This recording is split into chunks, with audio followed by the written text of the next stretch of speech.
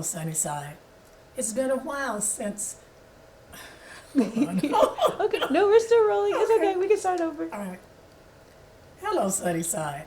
It's really been a while since I've come before you to just share some information that I feel that you should be aware of. Okay? Um, Last month was Black History Month. And this month, I'm going to just focus on Women's History Month. Okay? Before I even get into Women's History Month, okay, this morning I heard something about DEI. DEI is diversity, equity, and inclusion. I don't know if you're aware of it or not, but I'm from Birmingham, Alabama. And as I was listening, it went on to say that DEI has been voted down. The governor of Alabama signed a bill making it illegal to use DEI in Alabama as of October of this year. Now, to me, DEI, diversity, equity, and inclusion, is really a way of including minorities to make sure that we are equally represented. So to make that illegal, it's as if things are going full circle. The things that we worked hard for back in the 60s, they're trying now to make them illegal. Okay? So if I'm reading this wrong, okay, I'm going to encourage you to just check into it for yourself and find out what is DEI. Okay? What is voter suppression? Again, what are those things that we fought hard for back in the 60s and now they're trying really hard to make them illegal? Okay. Now I'm going to get started on Women's History Month. Okay, I'm going to just point out a few people that perhaps you may be aware of, and some I know you don't know of because I'm just finding out about them myself. Okay, one person you may be aware of is Miss Ella Baker. Ella Baker was a grassroots organizer. Okay, she was a movement leader. She was a mobilizer. She urged the next generation the craft of getting behind the scene work done. Okay, everybody can't be before the cameras, but again, a lot of work goes into bringing that work in front of you. So she is quoted as saying, "Give light and people will find a way. Give light and people will find a way." So she was one of those behind the scene workers of SCLC, of the NAACP, of CORE, that is Congress of Racial Equality, again, behind the scenes of the Freedom Riders. Okay, so she was a worker. She may not have been out front, but she was making sure that things got done. Another person in Women's History Month, that we tend not to hear about. We hear of her son, Martin Luther King Jr. But did you know that Alberta King was a pianist? Okay, and while at church, while playing, okay, she was actually murdered. 1974. Miss Alberta King, a woman in women's history. Be aware.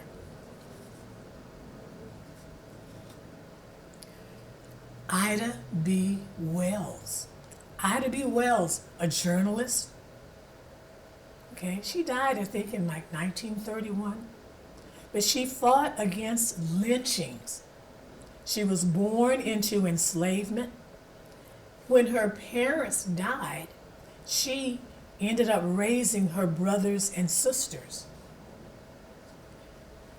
She was interested in documenting lynching in that a mob murdered a friend of hers. The name was Thomas Moss. And when I think about this, it reminds me of the trip that we took back to Montgomery. And we saw all of these jars in this room. And in each jar, they had a sample of the soil of where these people were actually lynched. Okay? It's in one of my stories I do. In fact, I'm sure I reported on that. But if ever you get a chance to go to Montgomery, Alabama, do check out, I believe it's EJI, but look into that. Look into that. Okay? So she started establishing a record of the lynchings in order to shine a light on the truth. Okay? At one time, she bought a ticket to ride on the train, but again, we're referring to times when segregation was heavily enforced at that time. And she was denied the opportunity to really use her ticket on the train. So she ended up suing, okay? And at the same time, she ended up confronting white women for not speaking up about lynching and about the discrimination that blacks or black women actually had to face. She went to a freedmen's school. She actually went to Fisk University. She went to Russ. And it can be said then that she had a way of getting into good trouble early. Okay? Her name, Ida B. Wells. Moving right along, and I'm thinking about my uncle who said, "Ooh, your sermons are just too long." Do you know I'm about halfway through already? Okay, this lady's name, and she is definitely in women's history, her name is Mamie Till. Mamie Till was the mother of Emmett Till, and she insisted that her son, who was lied on and was killed by Carolyn Bryant's husband and his friend, because Miss Bryant lied on Emmett and said that he had done or he had said something inappropriate to her. And as a result, he was killed. When she saw his body, Mamie Till insisted that Emmett's mutilated body be shown in an open casket so that the world could actually see what was done to her 14-year-old son. Her name in women's history is Mamie Till. Mamie Till. The next person, I bet, unless you're from Alabama, okay, you may not have heard of her. In fact, I just heard about her this morning. Her name is Georgia Gilmore. Georgia Gilmore, okay? She was from Montgomery, Alabama. You've heard about Rosa Parks, okay, and about her resistance, okay, her refusing to give up her seat. But there was a whole, the town literally cooperated, okay, to make sure that justice was evenly sown there. Now, Georgia Gilmore set up dinners because the people of Montgomery were encouraged not to ride the buses. And they were so cooperative that they actually stayed off the buses for some 381 days. Now, because you couldn't ride public transportation, you still needed ways to get to and from your jobs, to get to and from places that you had to go. So Miss Gilmore set up a way of selling dinners to help finance those rides, because those rides had to be provided in ways other than public transportation. Okay? Her name, Miss Georgia Gilmore. Okay. The next person I'm going to speak to you about is Miss Henrietta Lacks. As I was reading up about Miss Henrietta Lacks, I was surprised to find out that we share the same birthdays. All right. Henrietta Lacks was an African American woman whose cancer cells are the source of the HeLa cell line. And I figured out HeLa must mean H-E for Henrietta and L-A, okay, Lacks, her cell line. It was the first immortalized human cell line and one of the most important cell lines in medical research. Now, an immortalized cell line reproduces itself indefinitely under specific conditions. And the HeLa cell line continues to be a source of invaluable medical data even up to today. Now, she died in 1951, and her cells were really used without her permission. During that time, though it wasn't required to get permission to use a person's cells, okay, but as time has gone on, they've come to realize that in 1954, Jonas Salk used the HeLa cells in his research to develop the polio vaccine. Okay? Over time, a large portion of the cell culture that was taken from her actually was contaminated. And as a result, her family members have received calls from researchers requesting blood samples.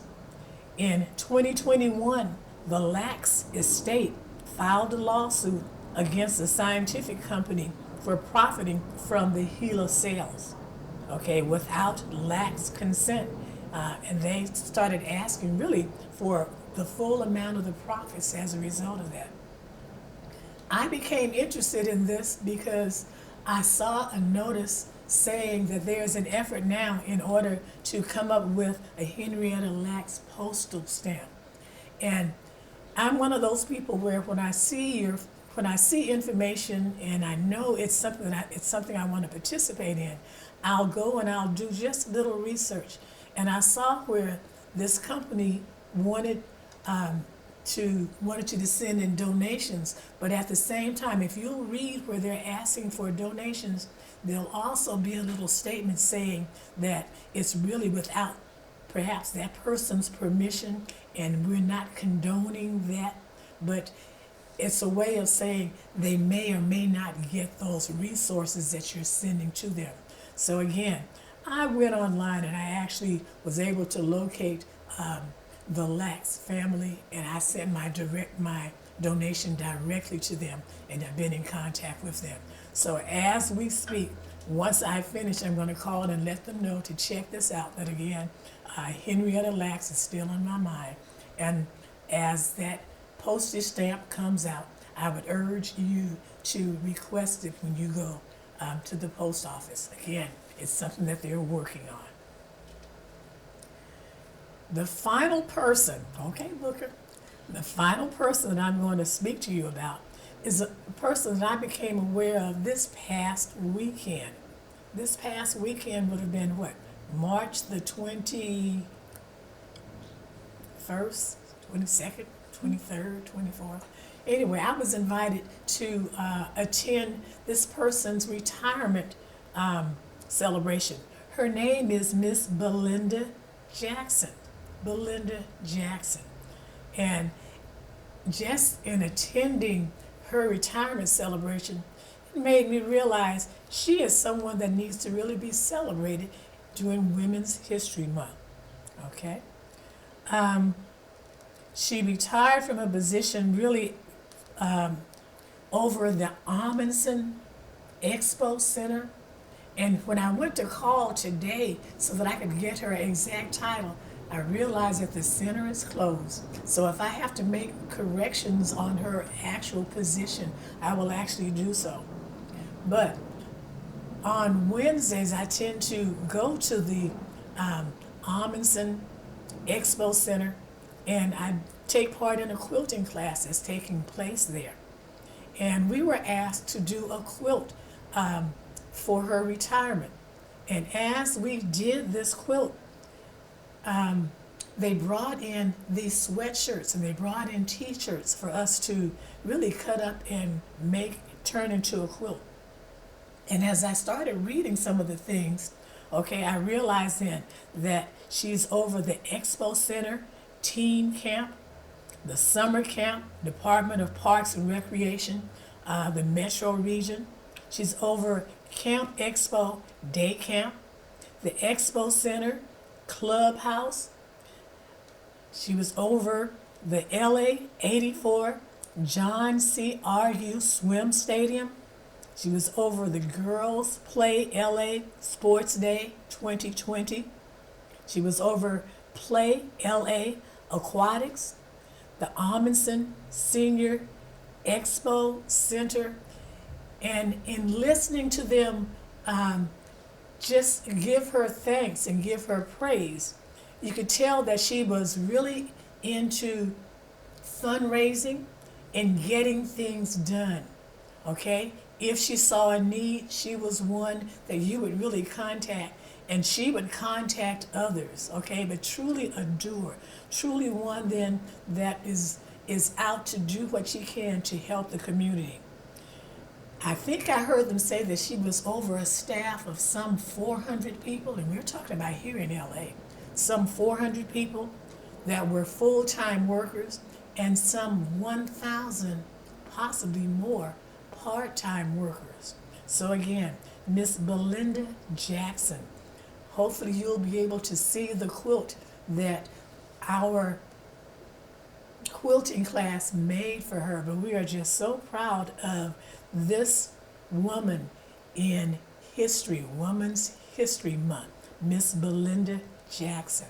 Thank you for your tremendous contribution. And again, I'm going to tap you on the shoulder and invite you out to Sunnyside, because Sunnyside could use some additional assistance in writing grants. Sunnyside is a church that reaches out and tries to assist the community. Sunnyside is one that provides summer activities to our kids to make sure that they're exposed to technological advantages and all.